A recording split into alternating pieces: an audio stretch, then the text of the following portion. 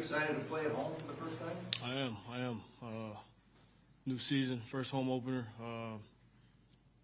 Obviously, coming off last week, we all want to play better. Devastated on what took place last weekend, but it's over now. Got to have a good week this week, going up against a good Rams team. Obviously, they just they took a hard one too, so expecting their best. You tweeted out after he announced his retirement, thank God, when Aaron Donald announced. How excited are you to go up against a Rams team that doesn't have him there? I mean, they're still obviously well coached. Got a lot of great young players up there that play super hard. Like I said, again, well coached, play super hard. Like those things are unmatched. Any D-line that plays really hard and tries to get after the quarterback the way they do, it's going to be a tough matchup for you. But yeah, man, he's in my eyes the best of all time. So it's definitely I'm glad that he's not going to be out there on Sunday for sure.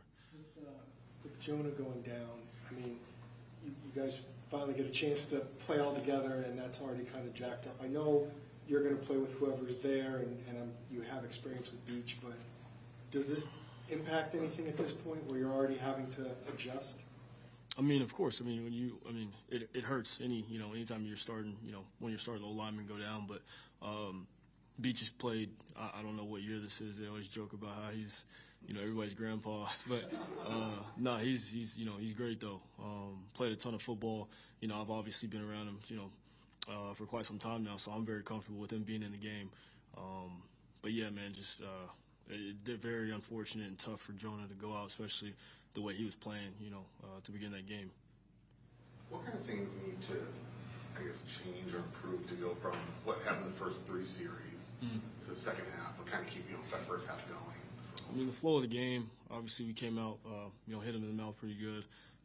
Felt like we were in control of the game, but then they doubled up on us, scoring right before the half. Then they get the ball back at after the halftime and score. Obviously, that's where complementary football, comes into play, and we just all got to be better.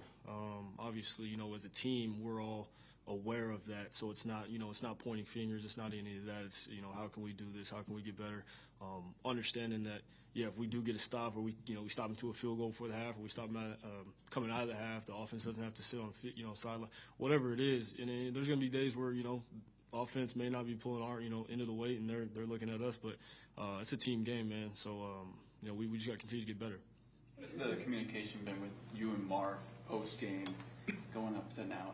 Nothing changes. Nothing changes. We're we got the utmost confidence in what we're capable of. I don't know if you went back and watched the game. I think they were doing a good job of making sure that he wasn't going to be singled up, or not be singled up majority of the game. But nothing. I'll never lose confidence in Marv. His first game. We got to continue to get better, and we will. What did you like about what the offense did on Sunday? What do I like about it? I thought we played pretty well. For the most part, I thought we stayed on schedule.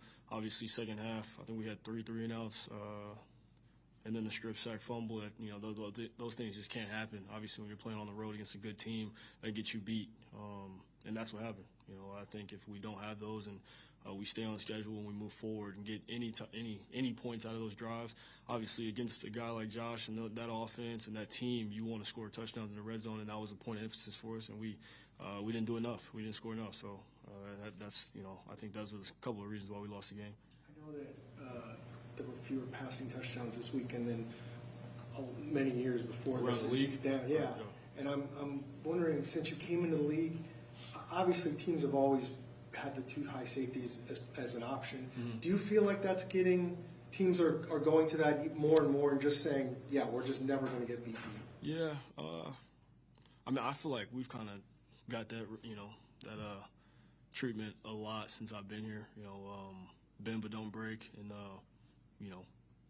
But again, being around Drew in this offense, a new system, being able to have a run game, teams want to stay in 2 high shell. You got to be able to run the ball.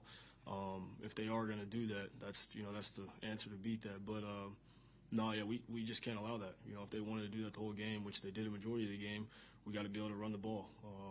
And we didn't do that good enough. Mark had, I think it was 11 single coverages in like 33, 34 rounds. Mm-hmm. I know it's a small sample size of one game, but how do you notice he opens up the passing game and the whole offense for everyone else? I mean, if they have two people guarding them, like, yeah, it's taking somebody away. So, as far as going through the progression and stuff like that, if they want to put that attention on them, then, yeah, somebody should be open. Connor, how's this team feeling now coming off the loss? Have you flushed that and moved on? How's it? Yeah. Oh, yeah, you got to flush it. If we're thinking about what happened last weekend, we're behind the eight ball. This is a good team coming in here. It's a divisional game, home opener. Last week's last week.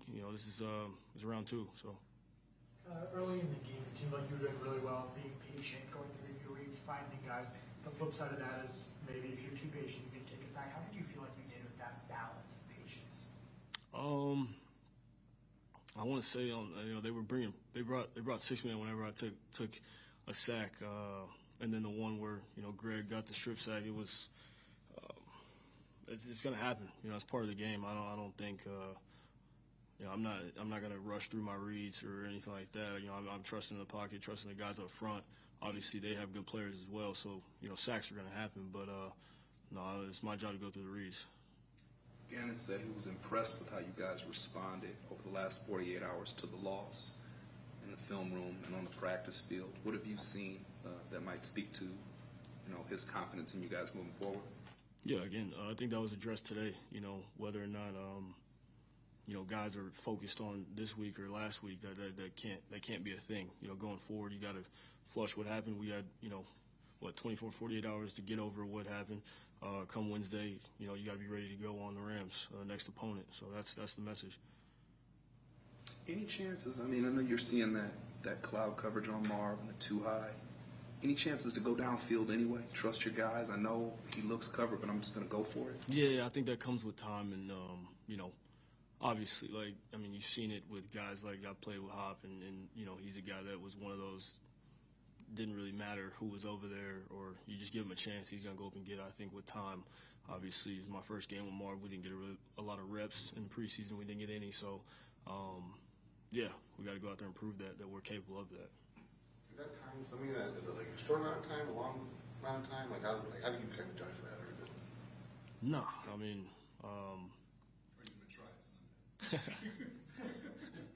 Yeah, obviously we want to get him more touches. That's not a secret, But I don't want to go forcing things for sure, What would a strong start in the division mean for this team?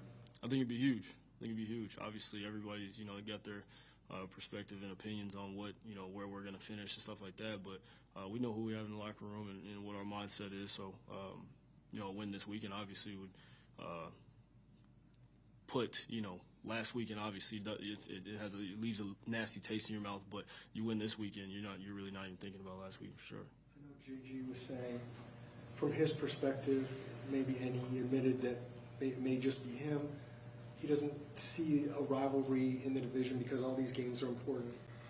You've been with this team for a number of years. How do you feel about games with like the Rams and the Niners and the Seahawks? And is it different for you? No, not really. No. There's sometimes you have to deal with the elements in the game. Do you feel that the wind and shifting, obviously, and then with it, against it, that had any effect on the rhythm of the offense? It definitely plays a part, and I think that's why we took the ball first. That's why we, chose to go against the wind first and third quarter, to have it in the second and fourth. That all goes, everything is, thought out and calculated. So, yeah, I won't say it affected the game, but it does, obviously, I think play calls and stuff like that. I'm not calling the plays, so, yeah, I think it does, kind of affect the game for sure.